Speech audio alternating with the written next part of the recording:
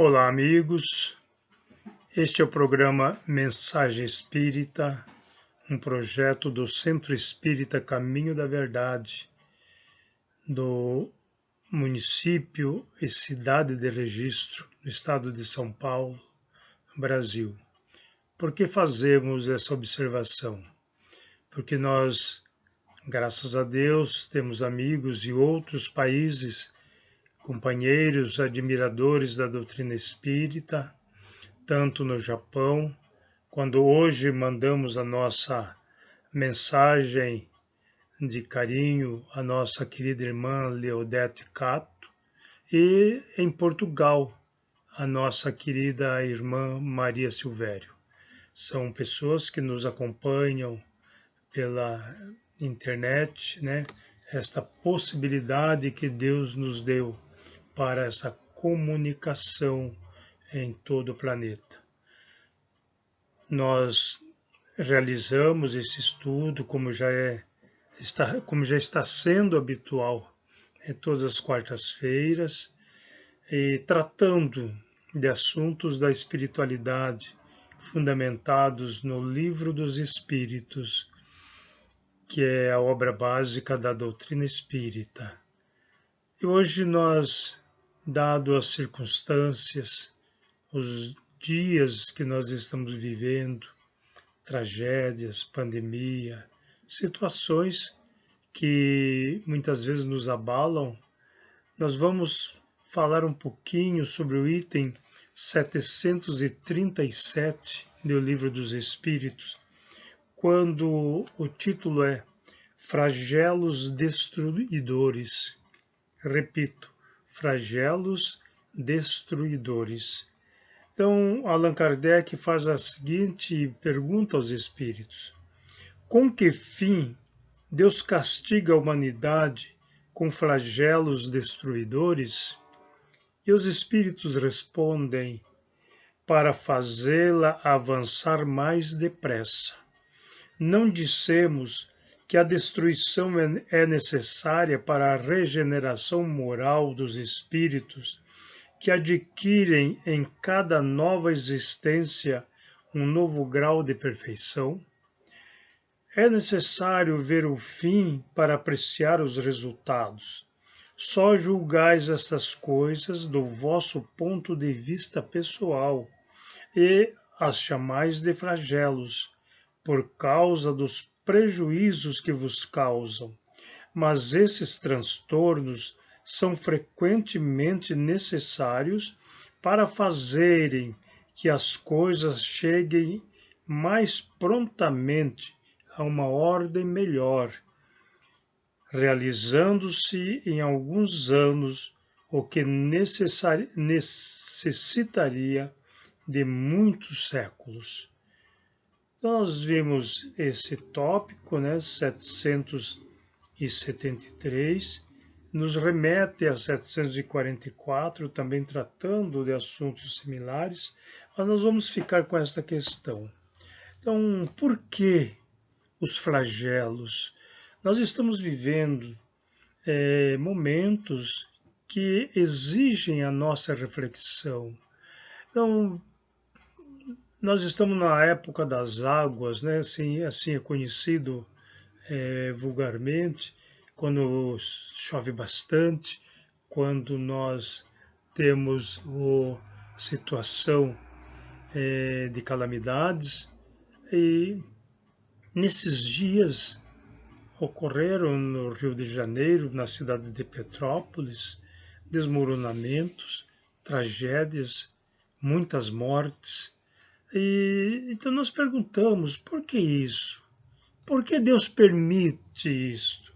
Se Deus nos ama a todos, por que permite os flagelos, as tragédias, mortes de pessoas consideradas boas, assim como aquelas que não são tão consideradas boas? Por que Deus permite? E a resposta dos espíritos é porque nós estamos num processo de evolução. Mas como evolução se nós morremos? Nós não morremos. A doutrina espírita nos ensina que a vida continua além do véu. Nós estamos na Terra por um tempo, muitas vezes um tempo muito curto, outras vezes um pouquinho mais prolongado, mas isso tudo de acordo com a nossa necessidade. De repente, precisamos voltar à pátria espiritual para novos aprendizados, novos refazimentos, nova preparação para uma nova encarnação. Aqueles que não têm entendimento da doutrina espírita e que porventura esteja nos assistindo, poderia dizer: isso é loucura, isso não existe. A gente convida à reflexão. Deus criaria um ser para a sua extinção? Qual seria o nosso valor perante o universo, perante a divindade? Se tivéssemos apenas um curto tempo de existência e depois desaparecêssemos? Não, queridos amigos e irmãos, não é assim. Nós somos seres imortais. Já falamos sobre a imortalidade da alma. A carne é apenas a vestimenta temporária. Nós vamos nos transformando. É importante refletirmos. Organicamente, fisicamente, já não mais somos os mesmos no momento que nascemos. As nossas transformações, as novas células em lugar daquelas que morrem. E um dia, nós que somos os seres inteligentes que animamos este corpo físico, precisamos voltar à nossa origem, para onde nós vivíamos, que é a espiritualidade. Lá no Eclesiastes nós encontramos isso. Quando se rompem, até que se rompam os cordões de pratas. E a carne que é pó volta à terra de onde veio. E o espírito volta a Deus. Significa, a matéria volta ao seu status quo, que é o fluido cósmico universal, origem de toda a matéria. Volta para lá, não se extingue, não se acaba. O nosso corpo físico não se acaba com a morte, apenas se desintegra e volta ao todo universal. Diferentemente do espírito que somos, que não nos reintegramos ao todo. Continuamos com a nossa individualidade, com as nossas virtudes e com os nossos defeitos, com o nosso livre-arbítrio, para que possamos agir e, de acordo com as nossas ações, nós vamos nos transformando. Muitas vezes, pelos atos impensados, nós vamos acumulando débitos. Não significa retrocesso. Não significa que fiquemos piores quando cometemos um desatino, mas que ficamos endividados. E temos que saldar esse débito, que é feito ou contraído para conosco mesmo. Eu ainda estou muito triste, posso confessar isso, pela desencarnação via suicídio de um querido amigo meu. É um momento impensado de fraqueza. Diz assim, ele foi para onde? Continuou com aquela perturbação que o levou ao suicídio. Mas ele não teve, não terá uma condenação eterna. Ele voltou à pátria espiritual com a perturbação do suicídio. É uma tragédia pessoal e terá novas oportunidades. Mas como ele voltará? Como ele reencarnará? Possivelmente com graves sequelas. Nós vimos e vemos sempre pessoas mutiladas, nascem cegos, mudos, surdos, mutilados de seus membros. Onde está a justiça divina se nós tivéssemos uma única existência para que nascêssemos diferentemente do normal que seria o corpo perfeito? Eu até diria, queridos amigos, que cada um de nós tem o corpo perfeito para nós, para a nossa serventia, para a nossa evolução espiritual. E procuremos aproveitar. Aqueles que têm uma constituição física que propicie ações positivas, que não se negue, que realize, que aproveite a oportunidade.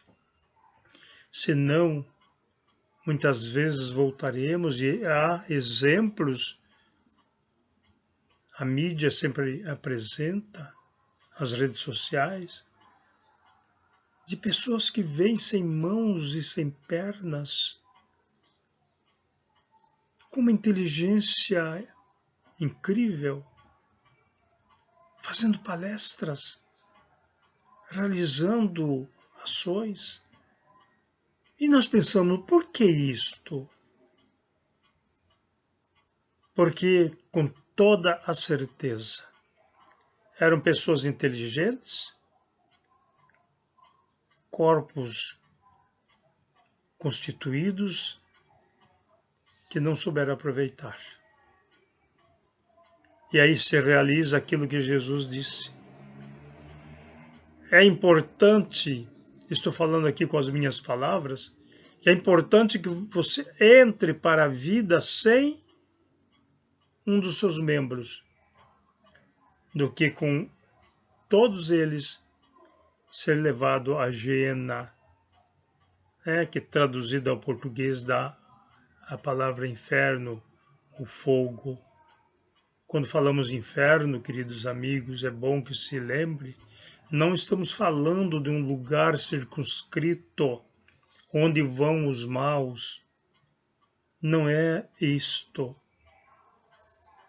A palavra inferno é a tradução de Geena ou Sheol, que era um local ali na conjugação do Vale do Edron e do Cedron, que havia o templo de adoração ao deus Moloque, onde se fazia sacrifícios de crianças, de seres humanos. E quando Dario invadiu Jerusalém, ele mandou destruir aquele templo e transformar ali no Geena, ou Sheol. Era ali que eram jogados os lixos. Isto é Geena, que traduzido para a nossa língua veio como o termo inferno. Jesus se referia ao Geena, porque aquilo que não serve é jogado fora, vai para o lixão. Todos os dias, ou quase todos os dias, passa à frente da nossa casa um caminhão, um veículo, recolhendo aquilo que não nos serve mais, que chamamos de lixo. Eles levam para o Geena, para o lixão, né? Para a área onde se deposita aquilo que não mais serve. Essas eram as referências de Jesus. Então, as tragédias que nos abalam, que manifesta-se a solidariedade humana, as pessoas se organizam, arrecadam recursos para socorrer aqueles que sobreviveram. E muitas vezes perguntamos como que muitos daqueles que ali estavam não morreram. Às vezes nem eram pessoas boas, vamos colocar aqui entre aspas, boas, como muitos que morreram, que sucumbiram. Por que isto?